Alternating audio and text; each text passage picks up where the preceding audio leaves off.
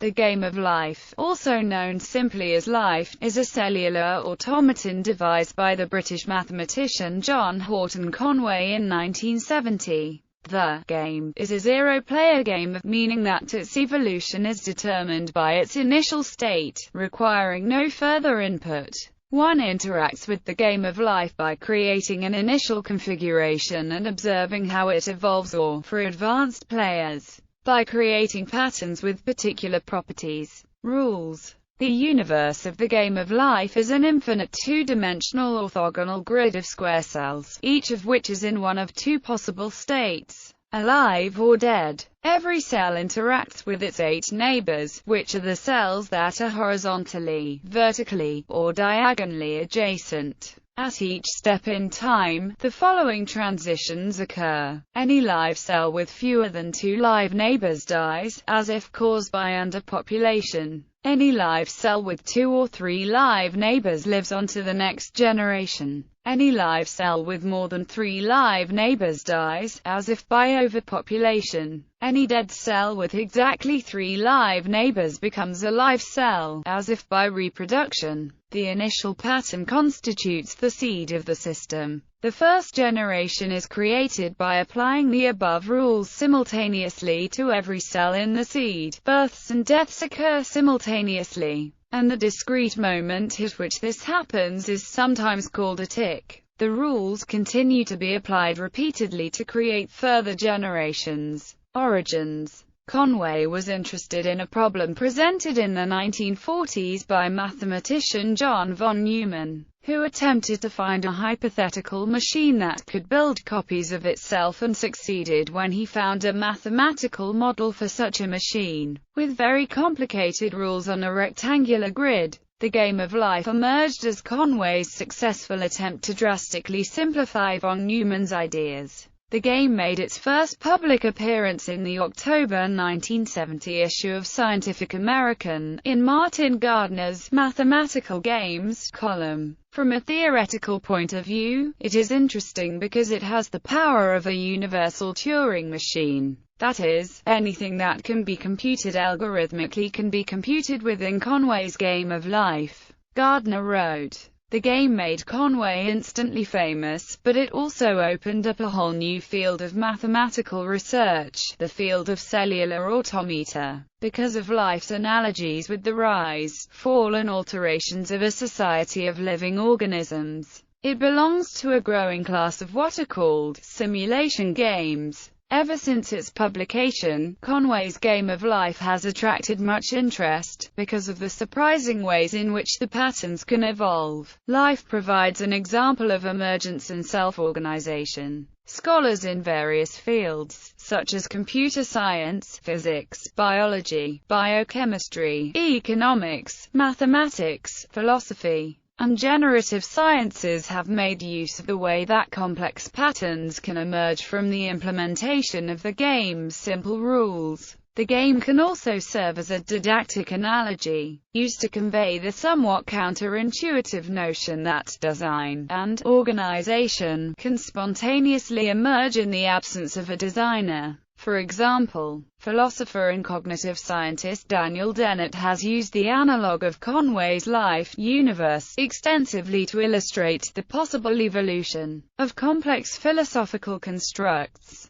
such as consciousness and free will, from the relatively simple set of deterministic physical laws governing our own universe. The popularity of Conway's game of life was helped by its coming into being just in time for a new generation of inexpensive mini-computers which were being released into the market. The game could be run for hours on these machines, which would otherwise have remained unused at night. In this respect, it foreshadowed the later popularity of computer-generated fractals. For many, life was simply a programming challenge, a fun way to use otherwise wasted CPU cycles. For some, however, life had more philosophical connotations. It developed a cult following through the 1970s and beyond. Current developments have gone so far as to create theoretic emulations of computer systems within the confines of a life board. Conway chose his rules carefully, after considerable experimentation, to meet these criteria. There should be no explosive growth.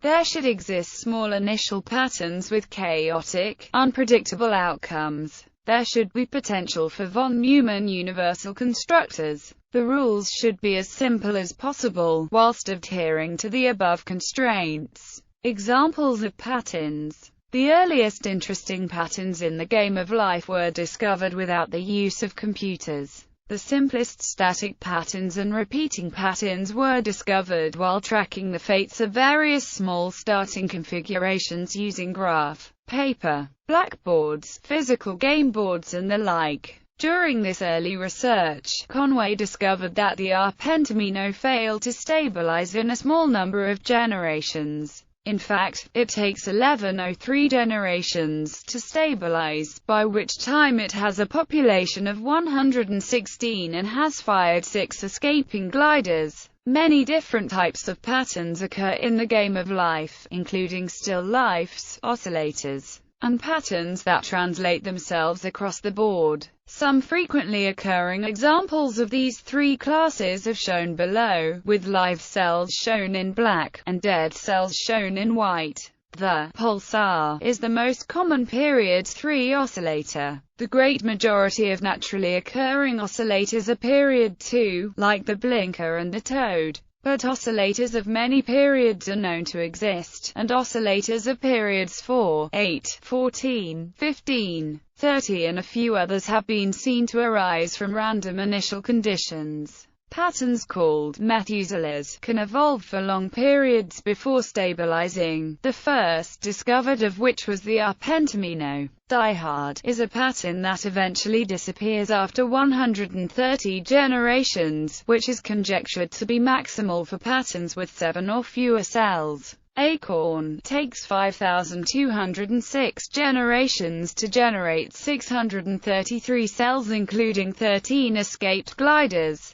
Conway originally conjectured that no pattern can grow indefinitely, i.e., that for any initial configuration with a finite number of living cells, the population cannot grow beyond some finite upper limit. In the game's original appearance in Mathematical Games, Conway offered a $50 prize to the first person who could prove or disprove the conjecture before the end of 1970. The prize was won in November of the same year by a team from the Massachusetts Institute of Technology, led by Bill Gosper. The Gosper glider gun produces its first glider on the 15th generation, and another glider every 30th generation from then on. For many years this glider gun was the smallest one known. In 2015 a period 120 gun was discovered that has fewer live cells but a larger bounding box. Smaller patterns were later found that also exhibit infinite growth.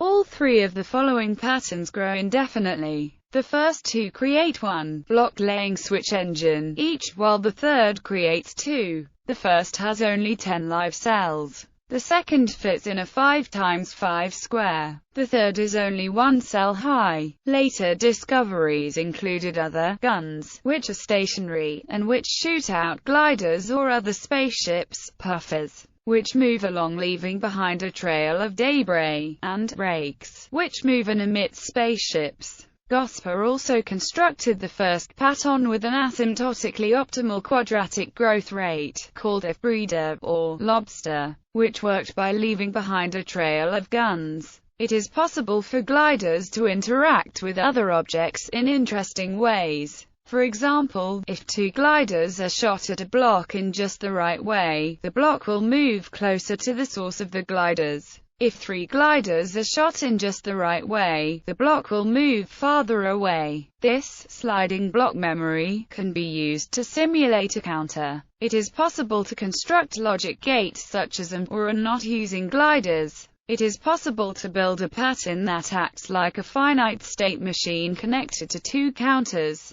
This has the same computational power as a universal Turing machine. So the game of life is theoretically as powerful as any computer with unlimited memory and no time constraints. It is Turing complete. Furthermore, a pattern can contain a collection of guns that fire gliders in such a way as to construct new objects, including copies of the original pattern. A universal constructor can be built which contains a Turing-complete computer, and which can build many types of complex objects, including more copies of itself. Undecidability. Many patterns in the game of life eventually become a combination of still-lives, oscillators and spaceships. Other patterns may be called chaotic. A pattern may stay chaotic for a very long time until it eventually settles to such a combination. It can be asked whether the game of life is decidable, whether an algorithm exists, so that, given an initial pattern and a later pattern, the algorithm can tell whether, starting with the initial pattern, the later pattern is ever going to appear. This turns out to be impossible. No such algorithm exists. This is in fact a corollary of the halting problem. Indeed, since the game of life includes a pattern that is equivalent to a UTM, this deciding algorithm, if existed,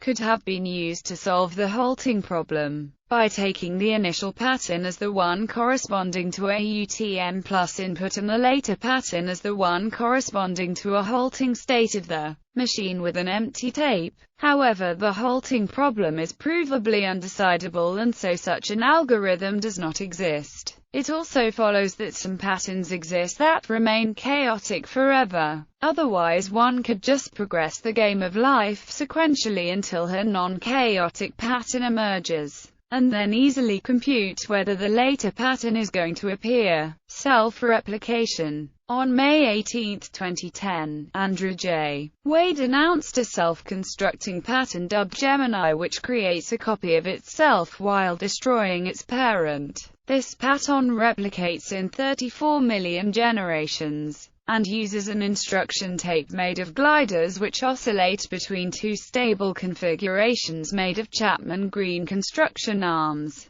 These, in turn, create new copies of the pattern, and destroy the previous copy. Gemini is also a spaceship, and is in fact the first spaceship constructed in the game of life which is neither orthogonal nor purely diagonal. On November 23, 2013, Dave Green built the first replicator in Conway's game of life that creates a complete copy of itself, including the instruction tape. Iteration. From any random initial pattern of living cells on the grid, observers will find the population constantly changing as the generations tick by. The patterns that emerge from the simple rules may be considered a form of beauty. Small isolated sub-patterns with no initial symmetry tend to become symmetrical. Once this happens, the symmetry may increase in richness, but it cannot be lost unless a nearby sub-pattern comes close enough to disturb it.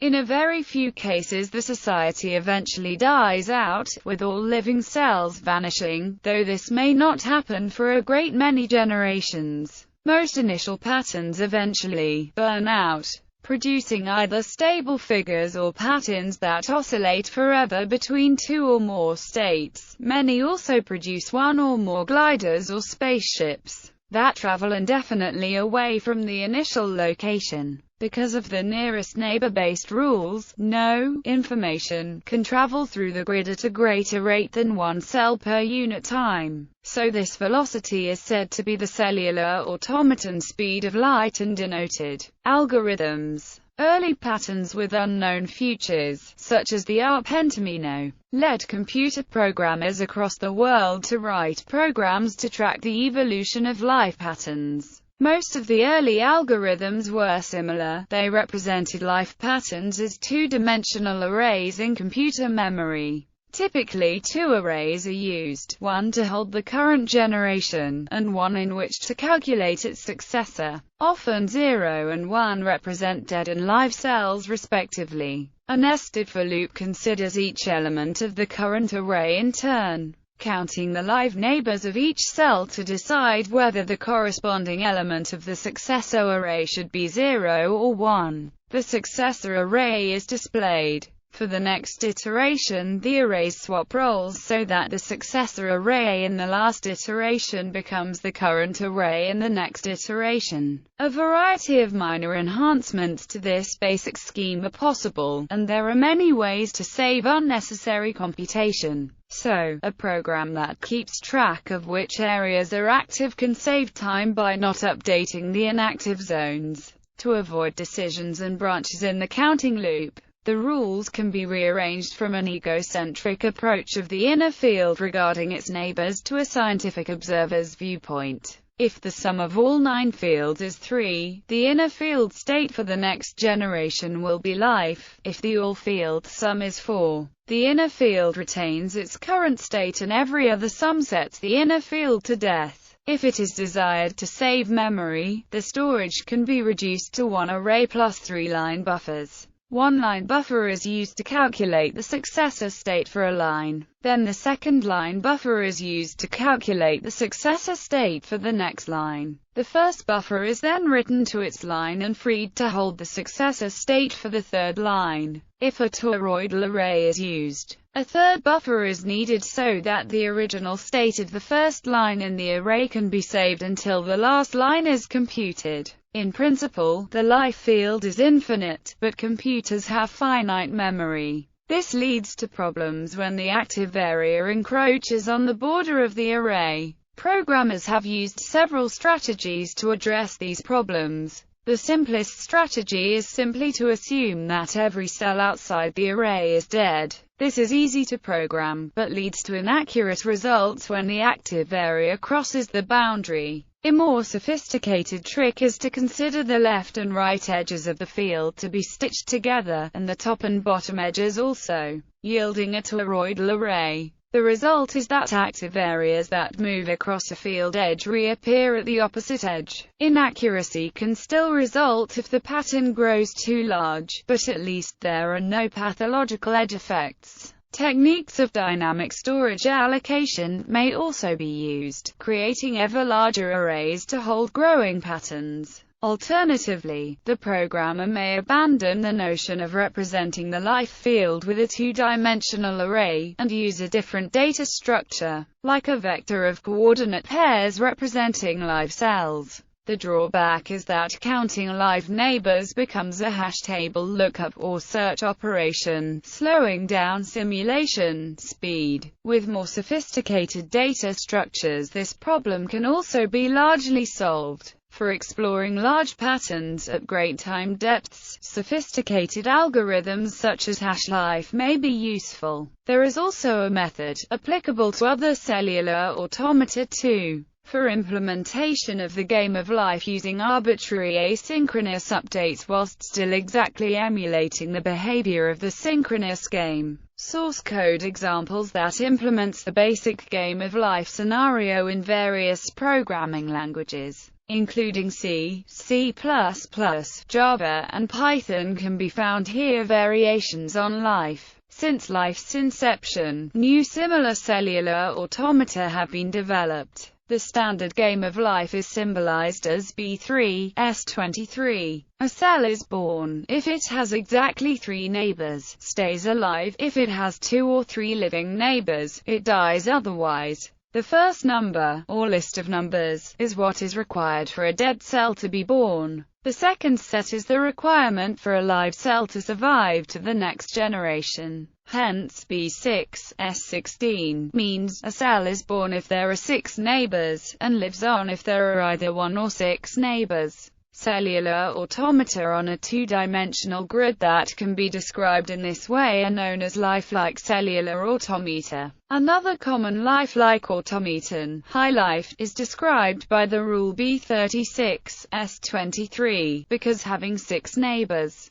In addition to the original game's B3S23 rule, causes a birth. High life is best known for its frequently occurring replicators. Additional lifelike cellular automata exist, although the vast majority of them produce universes that are either too chaotic or too desolate to be of interest. Some variations on life modify the geometry of the universe as well as the rule. The above variations can be thought of as 2D square, because the world is two-dimensional and laid out in a square grid. 1D square variations and 3D square variations have been developed, as have 2D hexagonal and 2D triangular variations. A variant using non-periodic tile grids has also been made. Conway's rules may also be generalized such that instead of two states there are three or more. State transitions are then determined either by a weighting system or by a table specifying separate transition rules for each state. For example, Marek's Celebrations multicolored rules table and weighted life rule families each include sample rules equivalent to Conway's life.